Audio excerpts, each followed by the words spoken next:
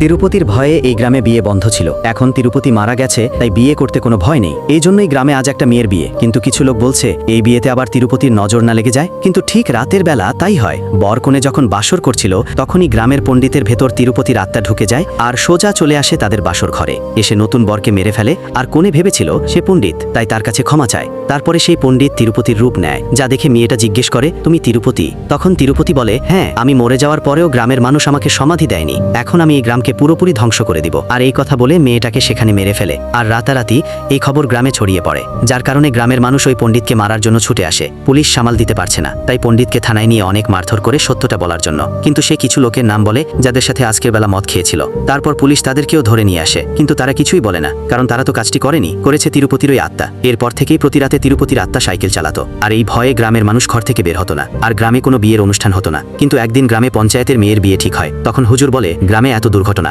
এই ঘটনার মধ্যে আপনি বিয়ে ঠিক করেছেন? পরবর্তী পর্ব দেখার জন্য চ্যানেল সাবস্ক্রাইব করে দিন।